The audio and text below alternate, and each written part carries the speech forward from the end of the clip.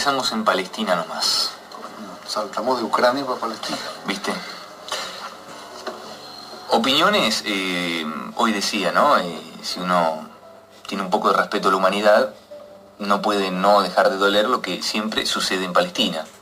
Es decir, excusas por excusas, ¿para qué? Para hacer un fuerte operativo militar. Hablábamos la semana pasada que se publicaba que detrás de todo esto también hay negocios económicos. Cada vez que hay operaciones militares hay copamiento de territorios y principalmente hablaban del gas. Negocios inmobiliarios y también la explotación del gas en la franja de Gaza, que supuestamente se había hecho un acuerdo entre la autoridad palestina con Gazprom de la Rusia. Pero los bombardeos siguen. Decías hoy, Naciones Unidas sirve para muchas cosas, por ejemplo para estar ocupando Haití todavía, que tenemos todavía soldados argentinos, más de 500, pero para estos casos solo son declaraciones. Es colaboracionista. Naciones Unidas y todos los que hablan paz alrededor de Palestina y se quedan callados cuando hay que hacer algo mínimo, no máximo, mínimo. Ni siquiera le pedimos que haga lo de Venezuela, lo de... No, mínimo. En términos diplomáticos, que son reglas propias de la diplomacia frente a situaciones que violentan la norma de funcionamiento institucional. Ese es su modo de vida. Bueno, ni siquiera eso son capaces de hacer. Entonces son colaboracionistas. En una situación como la de Palestina es colaboracionismo. En otra situación es muy complicado, es más complicado o no es tan sencillo. En Palestina hay un genocidio en cuotas o a cuotas. El Estado de Israel asumió desde el año 67 el carácter, la naturaleza de un Estado nazi, no alemán, de un Estado fascista, no italiano. Fascismo o nazismo no es propiedad de esos dos pueblos, alemán e italiano. Es un modo de ser de la burguesía o de un sector de ella. Es un modo de ser del poder mundial localizado en un lugar. Si quieren probarlo, si Israel tuviera la territorialidad de Sudáfrica, con su potencia militar, la naturaleza del Estado de Israel ya lo habría llevado a expandirse hasta Arabia Saudita. Todo eso sería israelí, todo eso sería dominio israelí, de alguna forma. Pacto, colonia, colonización, atropello, masacre, desaparición de poblaciones, no importa, los modos no importan, son siempre muchos, varios. Pero el Estado israelí es un Estado imperial chiquito. Su geopolítica regional, su pequeño tamaño geopolítico no le permite hacer lo que Estados Unidos o Inglaterra o Francia o Alemania hacen o hicieron. Depende de en qué momento, qué país. Hoy Estados Unidos. Pero cuando Israel pueda tener esa capacidad territorial, esa potencia, de país potencia, lo hará sin ninguna duda. Es un Estado nazi. Lo lamento por la memoria de las víctimas judías en el Estado nazi. No hay duda. Son nuestros defendidos durante la masacre nazi, el genocidio nazi. Después del genocidio nazi, ellos asumen el rol, no la ideología de los nazis, el rol nazi frente a un pueblo. El secreto de toda colonización y de todo avasallamiento imperial, todo establecimiento imperial, en forma de colonización o contemporáneo, es la población, no el territorio. El territorio es el lugar donde está el recurso, pero arriba del territorio están los humanos viviendo. No puedes controlar ese territorio si no los desplazas. Los desplazas de varias maneras, unos aniquilándolos. Como no pudieron, desplazaron 2 millones de palestinos. Como no pudieron desplazar a todo el mundo, queda la minoría. Así como los judíos son minoría en Israel, los palestinos son minoría en Cisjordania y Gaza. El resto hay más en el mundo que hay. Entonces, pero no pudieron, tampoco los pudieron conquistar. Ejemplo de esto, las Malvinas. Las Malvinas se puede perder y no pasa nada. ¿Por qué? Está perdida en una guerra. No pasa nada más que protestar en las Naciones Unidas. ¿Por qué? Porque las Malvinas está conquistada. Hay una hegemonía instaurada. Los malvinenses son antiargentinos, son pro-británicos. pero los palestinos son anti-israelíes, anti-imperio dominante. Esa es la dificultad. Hay una población a la que no pudieron conquistar. Hay un territorio semiconquistado, que es Palestina. Es el Estado de Israel, el territorio del llamado Estado de Israel es conquista imperial del sionismo.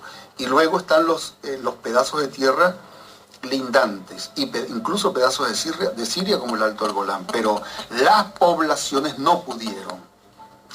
Mira, Modesto, te comentaban fuera del aire que vamos a publicar a nuestra página una nota vieja de archivo que no conociste. Pensábamos que habías tenido la oportunidad de conocer a nuestro historiador en aquel entonces, Mauricio David Idrimi, al que siempre recordamos con mucho cariño y además con mucha sabiduría. Escribió una nota que la vamos a publicar explicando cosas de lo que hay que aclarar cuando uno habla de Palestina o el conflicto israelí-palestino. Es decir, primero, cuando uno dice sionismo, no está en contra del pueblo judío, ni está en contra de la religión judía o del judaísmo, ni del pueblo hebreo. Está hablando del movimiento político, cultural e ideológico que se instauró a fines del siglo finales del siglo XIX, principios del siglo XX, con una idea colonialista. Esto tenía que ver por lo que había pasado no solamente los pogroms en la Unión Soviética, antes de la Unión Soviética, en la Rusia zarista, sino la necesidad de tener un Estado y un lugar. La represión en Europa Central. Exactamente. El caso Dreyfus en Francia fue un escándalo mundial porque un coronel, un capitán judío, comandaba, le hicieron una conspiración y lo liquidaron el pobre. Después le pidieron disculpas, pero estaba liquidado. Una campaña mundial. Hubo muchos casos de represión a judíos en pueblos centroeuropeos. Menos en Inglaterra, que nunca pegó eso, el antisemitismo. Y en Rusia, que era lo más grave. Bueno, fíjate que allí Mauricio hacía todo un análisis histórico, pero también mítico. También viendo la religión. ¿Por qué se dicen sionistas? Porque toman un pasaje de la Biblia, segundo libro de Samuel, lo vamos a leer en la conclusión, donde David toma Sión, la ciudad de David, pero había gente en Sión. Y esa gente que estaba en Sión, esas personas que habitaban, bueno, había que aniquilarlos. Fíjate el sionismo de dónde toma el concepto de Sión, del pasaje de la Biblia. Digo, cuando hablamos de sionismo hablamos de un movimiento político que tiene, como decías vos, colonizar. Ahora, con apoyo de las principales potencias occidentales, hay que recordar que sin las cuales no hubiera podido jamás establecer un Estado. Habrían perdido la guerra con los palestinos y el mundo árabe hasta 1967 seguro, entre el 48 y el 50. En esos 20 años lo habrían perdido en algún momento los sionistas de Israel. Por eso decimos, Israel no es una nación, no es un pueblo en el sentido histórico-cultural del término, es un Estado, es un aparato Estado militar, es otra cosa, sostenido bajo la engañifa ideológica de la religión, con toda la gama mitológica que es tan variada como cualquier gama mitológica religiosa. Ellos, usando ese combustible sentimental, emotivo, usaron a cientos de miles de refugiados europeos, judíos, de religión judía, para eso. Pero no pudieron convencer a los judíos de América Latina y Estados Unidos, salvo minorías, para que vayan a poblar el Estado de Israel. Entonces, es la gran estafa, pero de esa estafa son responsables tres potencias. Y si no lo decimos, no comenzamos por el principio. Tres potencias son responsables de esa y otras locuras históricas que hoy padecemos. Son fisuras en la historia contemporánea, que fueron Estados Unidos, la Unión Soviética y Gran Bretaña.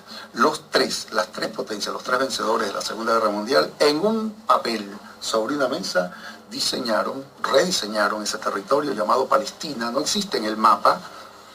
Cualquier mapa, hasta 1947, vean cualquier mapa de esa zona del mundo, no existe Israel. Existe el viejo pueblo de Israel, no el Estado de Israel. Naciones Unidas el 29 de noviembre de 1947 fija la fecha de división entre Palestina y lo que iba a ser Israel. Claro. Y en el 48 declara Israel la creación de su propio Estado, sin reconocer a Palestina. Creado no en una servilleta como otros estados, pero creado en una mesa sobre un mapa donde dijeron tres potencias, una comunista y las otras, bueno, en nombre y las otras dos capitalistas vencedoras, creamos un Estado. Y para la primera declaración de la Unión Soviética, los árabes eran la barbarie. Eran hordas bárbaras. Ese es el nombre que le dan en la primera declaración de la Unión Soviética para crear el Estado de Israel. Para los norteamericanos y británicos eran árabes, habrán dicho otra cosa parecida, porque no es que eran, por supuesto, mejores que los soviéticos. Eran tres potencias que necesitaban una cuña en ese lugar del mundo, porque en no menos de 2.000 kilómetros sumados a la redonda, habían revoluciones y rebeliones. Las rebeliones árabes de la década del 30, 40 no pararon en el 50, continuaron bajo forma militar. La huelga más larga, 8 meses de huelga, la vivió Palestina. Es la lucha más larga con la IRA, la del IRA, que ya se acabó, y la del pueblo vasco, que ya se acabó. Queda la de Colombia como lucha de rebelión larga. Entonces un Estado inventado. El pueblo no es inventado, menos la religión y la hermosa cultura judía. No hay cosa más hermosa que un cuento yacídico. Pero eso es un cuento yacídico es como que los ¿cómo se llama? Los aymaras, con su hermosa cultura milenaria, hay un grupo nazi en Bolivia. Yo lo conocí a militantes de ellos en Jujuy, que son los enemigos del perro Santillán, y lo han amenazado de muerte muchas veces.